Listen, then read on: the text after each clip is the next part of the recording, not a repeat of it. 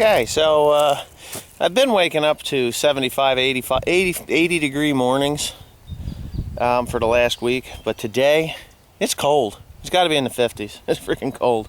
Or either that, or I'm just used to the hot weather in the morning. But anyway, yeah, I just figured you'd take a look at, or you might want to be interested in to see how the corn looks.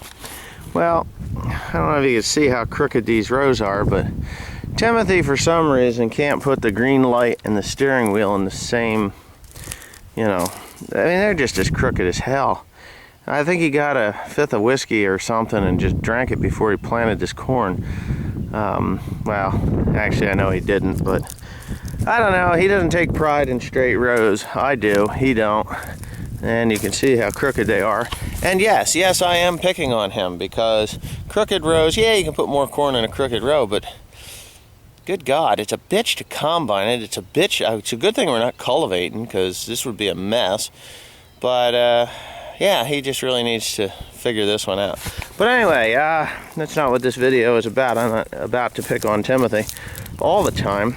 But yeah, the stand looks pretty good. I don't know. I use precision meters and precision down tubes and everything in my corn planter, and I'm still getting these.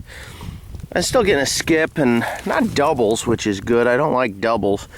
The spacing could be a lot better than what it is, but that's where it got ran over with the sprayer. That row did, because it's a crooked row. But anyway, yeah, everything, all the fertilizer is on this corn. I used, what the hell was it?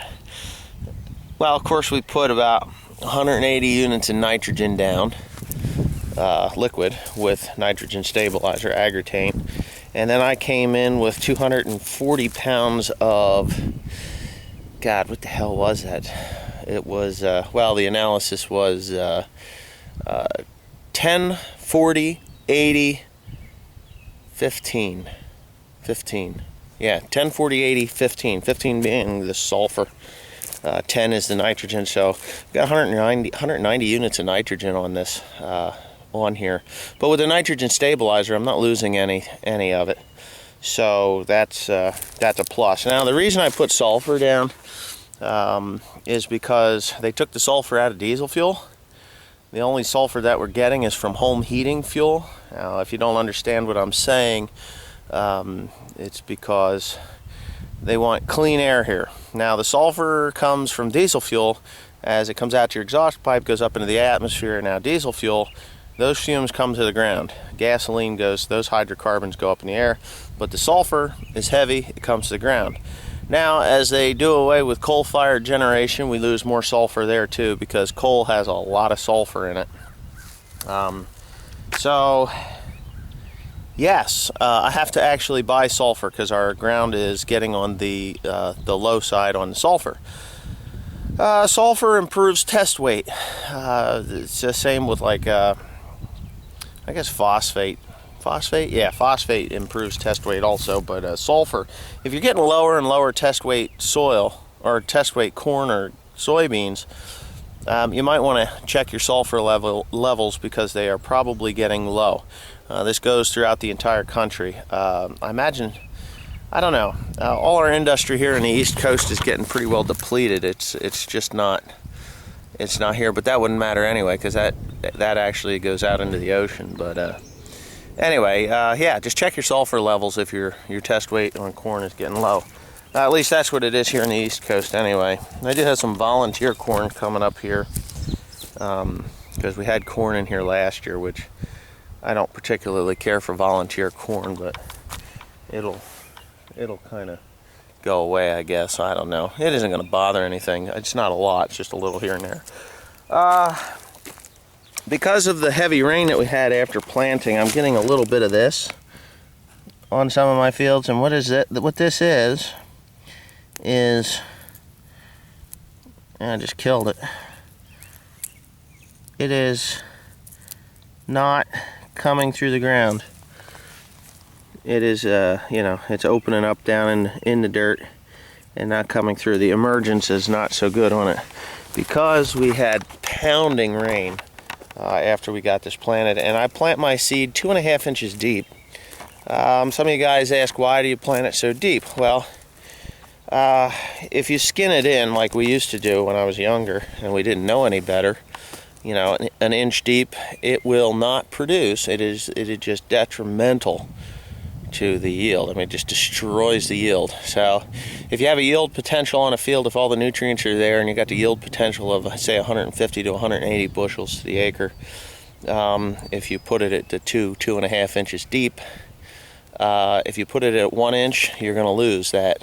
You're going to lose 20 to 50 bushels to the acre because the roots never get deep enough. It has something to do with the taproot.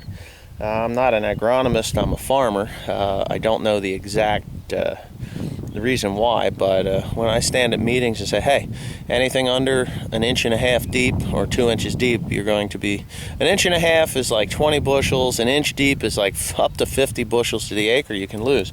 So 2 inches to 2.5 inches is ideal seed depth. Well, that's great and everything, but the problem is emergence. If you get into a pounding rain on heavy clay soil like we have here, and your emergence is no good, you know, that's going to affect your yield too. But that's why I use a flex ear variety instead of the fixed ear variety. Varieties, I like the flex ears because when you get a spot like this where something happened here, now whether we had a bug or whether well, here's some of that sulfur right there, tip of my finger. But this here, if it was a fixed ear, you'd still only get the same size ear. But because I plant flex ear varieties, this stalk here and probably these 4 stalks here will actually, the ear will increase in size and kind of make up for some of that skip. But anyways, yeah, pounding rain doesn't help us out at that depth, but I believe that after going to 2.5 inches deep with the corn, with the seed, my yields have improved dramatically. We used to go about 1.5 inches, because you put corn in at 1.5 inches, boom, she pops right out of the ground. But the root depth is shallower, its ability to take up nutrients is less, and thus depleting your yield potential. In ideal years, you know, when you get 1.5 inches of rain every 1.5 of rain every 7 to 10 days, I don't know that it makes much difference. I mean, probably only going to be a 20 bushel difference in yield, but I'll tell you what, once we went to 2.5 inches deep, boy, yield skyrocketed better than ever. Actually, it evened them out more than skyrocketed them. You get into a shallow, you know, shallower soil, like a shaly soil where we have on the knolls here, at 1.5 inches deep or 1.5 inches deep, the corn, it would dry out really quick and it would act droughty even in decent conditions. But when you put it deeper, it seems to go deeper and picks up water easier. But yeah, so anyways, there's a lot of reasons why to go deeper. But I hope that answers your question as to why I plant it so deep. Try it if you don't know that trick, you know, or that fact, I should say. If you don't know that, and you still got time to plant corn, get that planter deep. Go 2.5 inches. That's where we go. 2.5 inches. That's where that seed is at, and it comes up. Every once in a while, you get one that accordions on you and doesn't come up quite even enough, but for the most part, you will be more than pleased with the stand of corn that you've got. Now this year I've seen nothing but perfect stands here in New Jersey. Got a couple of places, neighboring farmer, he put it in a little bit wet. We got that pounding rain and he's having some emergence problems, not due to accordioning, but to rot. It was so wet and it got cold when after he planted it, and it rotted in the ground. Now, I didn't jump the gun this year. I didn't start planting until the 12th of May. So my corn has been in the ground now close to a month, and that would be this. It looks pretty good. I gotta say, I'm very pleased with the stand. The other deal is with the soybeans, and I'll show you the soybeans a little later. I planted a very heavy rate of soybeans. According to everybody, I'm probably crazy, but I put 130 pounds to the acre. And the reason for that is to stay ahead of the deer. Now, the deer, I used to plant 90 pounds, and they said, why so heavy? You know, and I planted 70 pounds. It was, oh, that's where you want to be. Well, I planted 90 pounds, why so heavy? Then I had to fight the deer and fight the deer and fight the deer some more. I got tired of fighting the deer, so I went to 130 pounds. A neighbor, he goes at 120 pounds. Well, at 130 pounds, they got to eat twice as many soybeans to get to, twice as many soybeans to do as half as much damage. So the beans actually have a chance to get up and grow, and then I can shoot the damn deer and get them off my fields.